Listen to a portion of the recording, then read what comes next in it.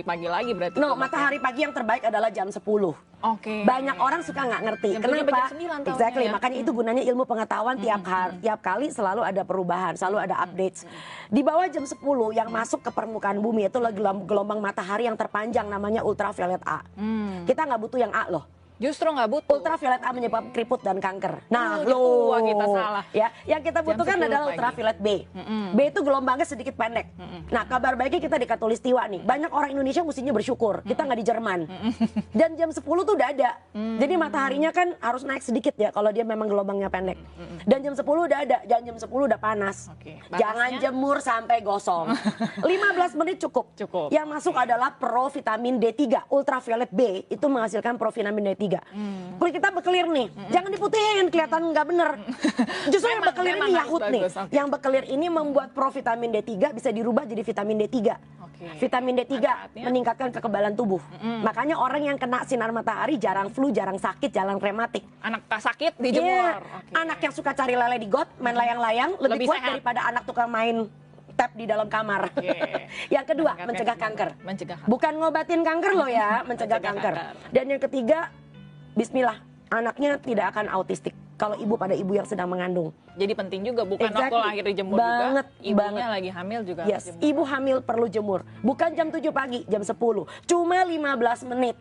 Nggak perlu 1 jam sampai gosong. Nggak perlu bolak-balik ya, bukan Emangnya lagi. otak-otak? Oh.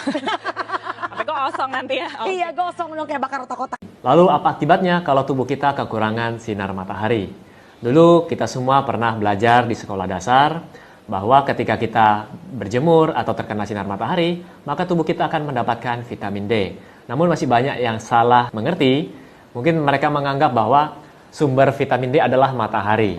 Sebenarnya bukan mataharilah yang mengandung vitamin D, tetapi dengan bantuan sinar matahari, maka tubuh kita dapat membuat vitamin D dengan sendirinya. Proses ini dimulai dari rusaknya cincin B provitamin D3 atau 7-dehidrokolesterol atau disingkat 7-DHC oleh sinar UVB dengan spektrum 280 sampai 315 nanometer. Jadi ini akan membentuk pre-D3. Lalu kemudian mengalami isomerisasi lagi akan menjadi vitamin D3. Jadi prosesnya seperti itu dan berlangsung di dalam kulit kita. Jadi Anda tidak perlu bingung dengan penjelasan saya yang tadi, gampangannya seperti ini. Dengan bantuan sinar matahari tadi yang menyentuh kulit kita, jadi di sana terdapat provitamin D akan dirubah menjadi vitamin D di dalam kulit. Tapi tentunya dengan bantuan sinar matahari. Nah, mungkin Anda bertanya, saya harus jemur jam berapa, Dok? Ya, kayak jemuran aja dijemur. Jadi Anda harus terkena sinar matahari jam 10 hingga jam 3 sore. Anda pilih waktu yang tepat buat Anda. Ketika berjemur atau ketika Anda mencari sinar matahari, usahakan jangan menggunakan topi, jangan menggunakan payung, lengan panjang, celana panjang, ya. Sebaiknya Anda gunakanlah lengan pendek atau yang tidak ada lengannya, kemudian celana pendek, supaya kulit Anda terkena sinar matahari. Jangan Anda pikir, wah saya mau jemuran supaya takut tidak gosong, Anda menggunakan sunblock atau menggunakan payung. Jadi sama saja, kulit Anda tidak akan terkena sinar matahari. Jadi tadi masalah waktu, dari 5 menit sampai 30 menit. Loh, kenapa ada yang hanya 5 menit? Kenapa ada yang kok sampai 30 menit? Itu kan dari 5 ke 30 kan sampai 6 kali lipat waktunya. Jadi saya mau jelaskan dulu, setiap orang pigmentasi kulitnya berbeda-beda. Ada yang pigmentasinya sedikit, ada yang pigmentasinya lebih banyak. Jadi pigmentasi ini seperti payung alami di kulit untuk mencegah tembusnya sinar matahari. Kalau sinar matahari tidak sampai menembus 7-DHC tadi yang saya sebutkan sebelumnya, otomatis sinar matahari tidak bisa dirubah menjadi vitamin D3. Nah, bagi orang tua juga, kadar 7-DHC-nya sudah mulai menurun. Jadi orang tua itu membutuhkan istilahnya dijemur lebih lama daripada dewasa muda. Karena kadar 7-DHC-nya sudah berkurang hingga 70%. Terus ada yang mungkin dari Sobat Sehat yang bertanya, pigmentasi itu apa, Dok? Nah, pigmentasi ini berhubungan dengan melanin yang terkandung di dalam kulit.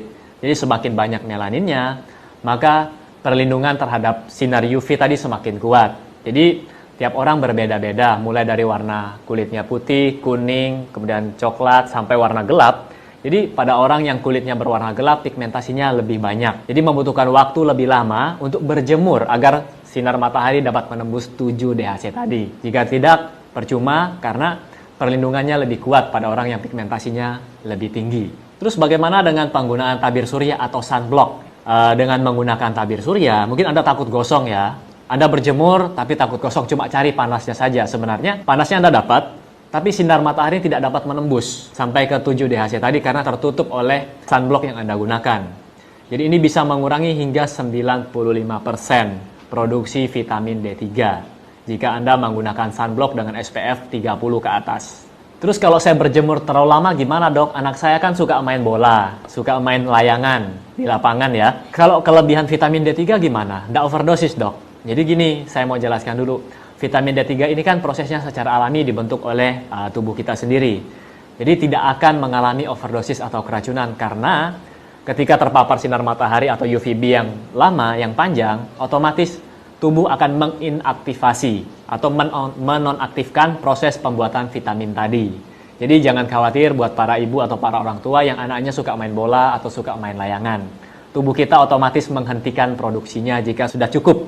Lalu ada pertanyaan lagi, kalau vitamin D3 atau vitamin D ini mudah didapat dengan sinar matahari aja sudah cukup, kenapa kok masih banyak yang kekurangan vitamin D?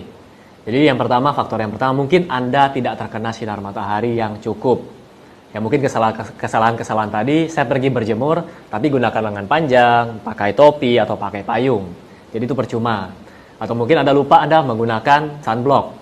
Kemudian faktor yang kedua, mungkin ada gangguan malabsorpsi lemak. Karena vitamin D ini larut dalam lemak, metabolisnya membutuhkan lemak. Ketika Anda mengalami malabsorpsi lemak, maka otomatis akan terganggu produksinya atau sintesisnya. Kemudian faktor yang lainnya adalah Anda mungkin mengkonsumsi obat-obatan seperti obat-obatan antikonvulsan, obat-obatan HIV/AIDS, dan golongan kortikosteroid. Atau juga ginjal Anda sedang bermasalah.